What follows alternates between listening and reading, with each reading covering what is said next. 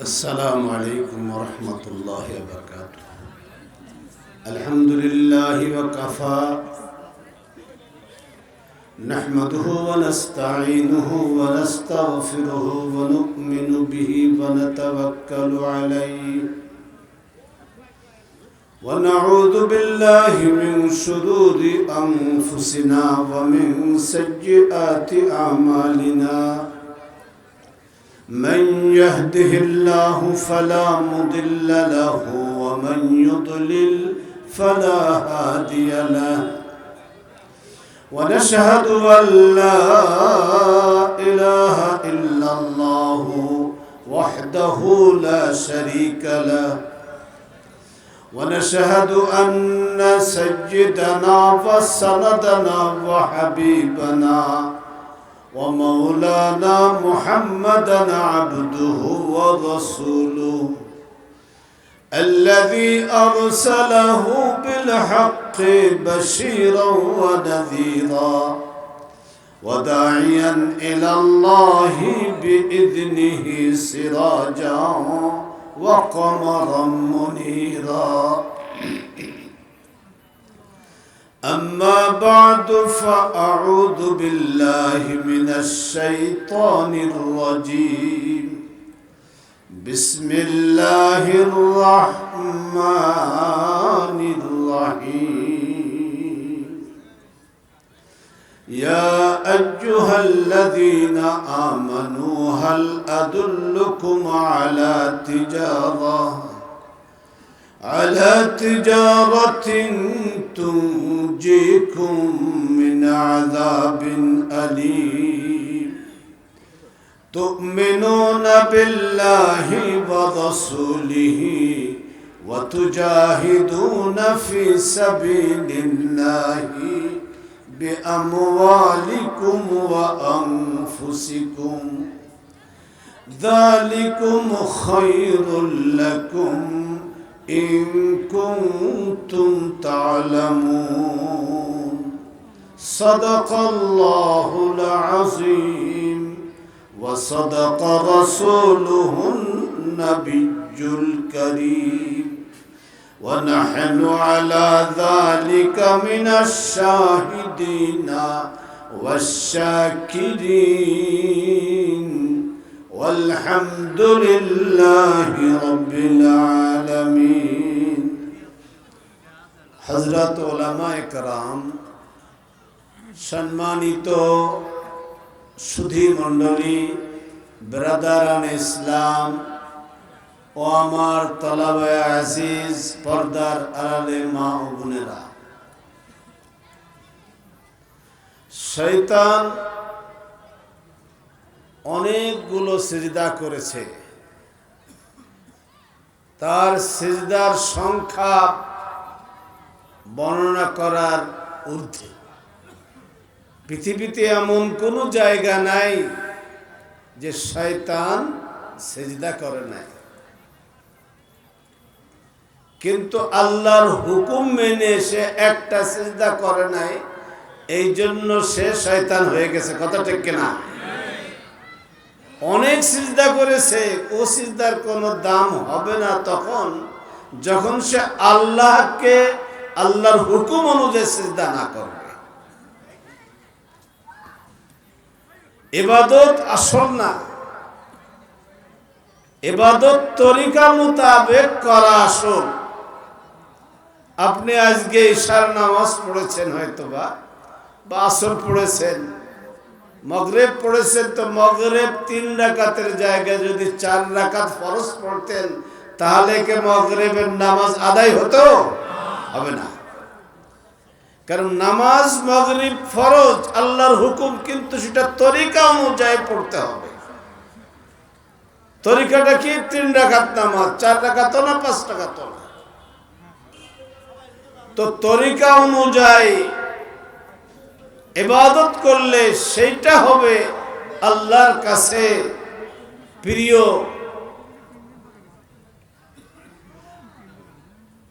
নবীকে তরিকা মোতাবেক ভালোবাসতে হবে। মুহাম্মদুর রাসূলুল্লাহ সাল্লাল্লাহু আলাইহি ওয়াসাল্লামকে তরিকা অনুযায়ী ভালোবাসতে হবে। নবীকে আবু বকর, ওমর, ওসমান, আলী ভালোবেসেছেন। আবার নবীকে আবু লাহাব, আবু তালেবও ভালোবেসেছে, কথা ঠিক না?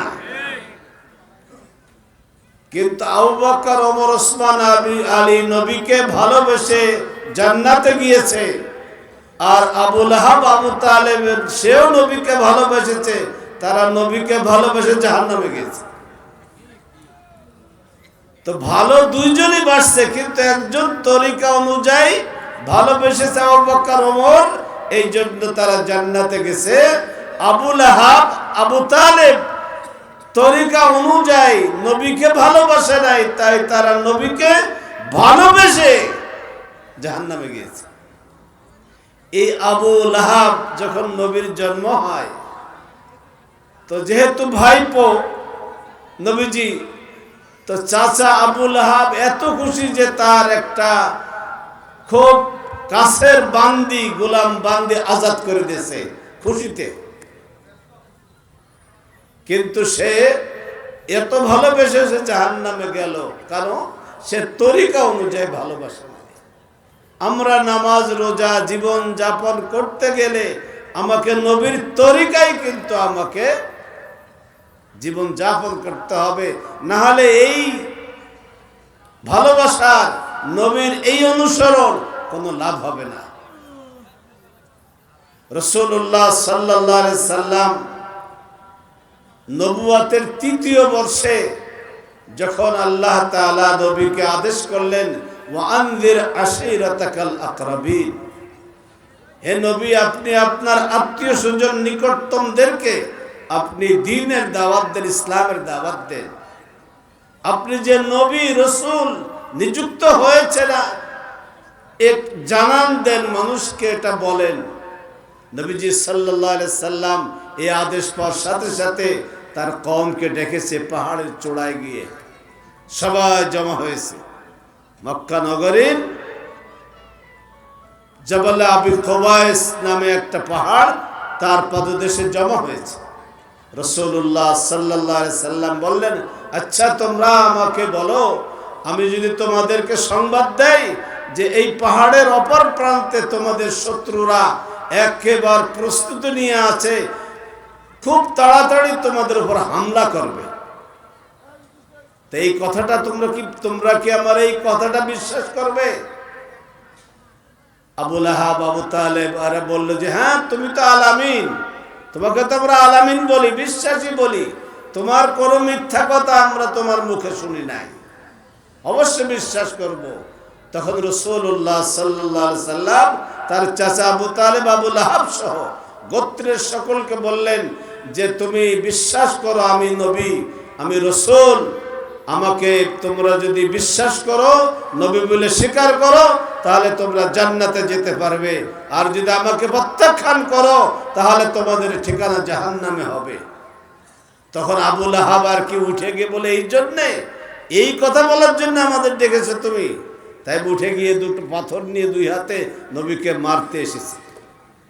তার নবীকে ভালোবাসেছে, তরিকা অনুযায়ী ভালোবাসেছে, তাহলে কি মারতে আসে নাকি? নবীর মহব্বত তরিকা অনুযায়ী থাকতে হবে। আল্লাহ তাআলা কোরআনে পাকের মধ্যে বলছেন, কুল ইন কুনতুম তুহিব্বুনাল্লাহ ফাত্তাবিউনি ইউহিব্বুকুমুল্লাহ।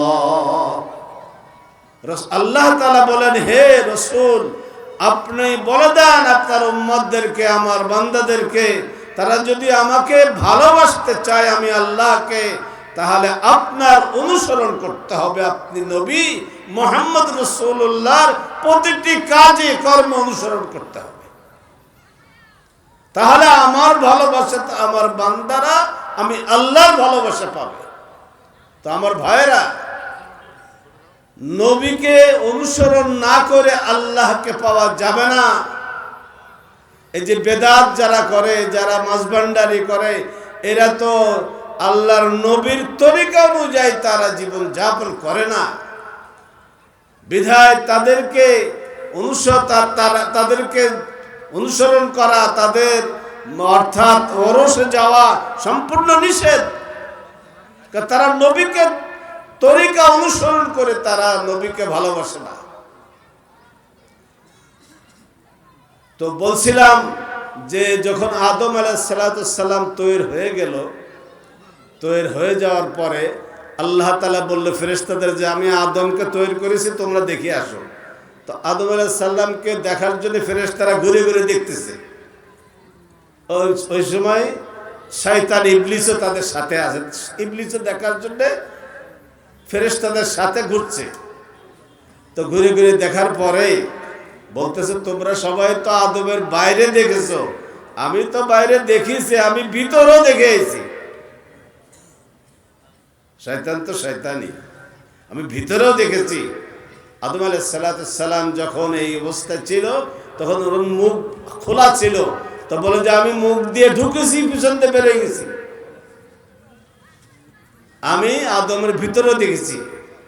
কিন্তু আদমের ভিতরে যখন গেলাম, দেহের মধ্যে যখন গেলাম, তো দেখি যে একটা জায়গায় বাম দুধের নিচেই একটা জায়গায় এরকম একটা গোশতের টুকরা ফুলে আছে, গোশতের টুকরা ফুলে আছে। তো আমি ওই গোশতের টুকরার মধ্যে ঢোকার চেষ্টা করেছি, কিন্তু ওর জানলা দরজা কিছু নেই। তখন আমি মনে করলাম এই গোশতের টুকরা সেই গোশতের টুকরা, যে আমি আদম সন্তানকে আমি ধোঁকা দিব, গুনাহগার বানাবো, চেষ্টা করবো তাকে গুনাহগার বানানোর জন্য।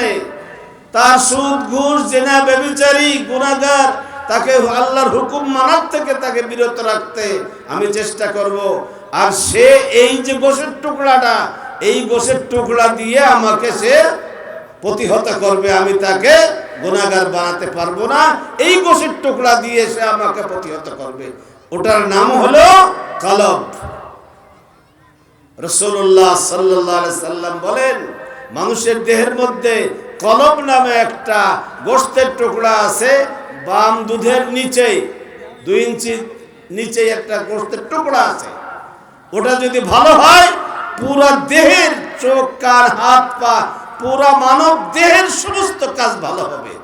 আর ওই গোশতের টুকরাটা যদি নষ্ট হয় তাহলে পুরা মানব দেহের অঙ্গ প্রত্যঙ্গের কাজগুলো সবই নষ্ট হবে। রাসূলুল্লাহ বলেন ওই গোশতের টুকরাটা মানব দেহের মধ্যে, তার নাম হলো কলব। বলুন সুবহানাল্লাহ। আমি লম্বা করতে চাবো না, আমি এই গোশতের টুকরা যদি ভালো করতে আমরা পারি, অর্থাৎ কলবের কে ভালো করার জন্য আমাকে নবীজির অনুসরণ করতে হবে। যে যত বেশি নারী পুরুষ মুসলমান যত বেশি এই আল্লাহ রসুলের পথে চলবো, ওই গোশতের টুকরাটা পাক পবিত্র হবে। আর যদি আমি অন্যায় অপরাধ করি, অঙ্গ প্রত্যঙ্গ দিয়ে তার আসর, তার প্রভাব ওই গোশতের টুকরার মধ্যে পড়বে এবং ওই গোশতের টুকরায় পছন্দ ধরে যাবে। যারা আজকে মানব রূপে যারা মানুষকে হত্যা করছে, গাড়ি জ্বালাচ্ছে, যারা সুদ খাচ্ছে, ঘুষ খাচ্ছে, যে সমস্ত মহিলারা বেপর্দায় চলছে, পর্দা মানে না, নামাজ রোজা করছে না যারা, এরা কি জন্য? এরা শয়তান, তো অর্থাৎ তাদের প্রভাব বিস্তার করে ওই গোশতের টুকরায় পছন্দ ধরার কারণে সব আল্লাহ রসুলের বিরুদ্ধে কাজ করছে। আমি ছোট্ট একটা উদাহরণ দিয়ে আমি শেষ করছি। একটা মনে করেন একটা বাস, গাড়ি পরিবহন, তার বডি খুবই সুন্দর, খুবই সুন্দর বডি, বসার সিট টিটগুলো সুন্দর আছে, খুব স্পিডে চলে। একটা গন্তব্য স্থানে পৌঁছবে বলে গাড়ির ড্রাইভার গাড়িটাকে স্টার্ট দিয়ে পরিচালনা করছে। গাড়িটার বডি, তার সিটটি সুন্দর আছে, কিন্তু গাড়িটার ইঞ্জিনটা ভালো না, ইঞ্জিনটা ভালো না। তো এই গাড়ি, এই ড্রাইভার এই গাড়ি দিয়ে গাড়ির প্যাসেঞ্জার গুলোকে এই অর্থাৎ তার যে গন্তব্য স্থানে কি এই গাড়ি পৌঁছতে পারবে? বলেন, পারবে না। গাড়ি দেখতে বডি সুন্দর আছে, কিন্তু ইঞ্জিন ভালো না, গন্তব্য স্থানে পৌঁছতে পারবে না। আর একটা গাড়ি বেশি অত সিট বা বড় বডি মডি অত ইনা রং চং করা না, কিন্তু ইঞ্জিনটা বড় শক্তিশালী, বড় সুন্দর, খুব ভালো ইঞ্জিন। তা আপনি বলবেন যে এই গাড়ির প্যাসেঞ্জারগুলোকে ড্রাইভার, এই গাড়ির প্যাসেঞ্জারগুলোকে ড্রাইভার, এই প্যাসেঞ্জারের গন্তব্য স্থানে গাড়ি পৌঁছানোর গন্তব্য স্থানে এই গাড়ি পৌঁছাবে কিনা বলেন? পৌঁছাবে, কারণ ইঞ্জিন ভালো আছে। আপনার আমার যদি ইঞ্জিন ভালো থাকে তাহলে আমাদের যে গন্তব্য স্থান জান্নাত, আমরা সেই জান্নাতে পৌঁছতে পারবো।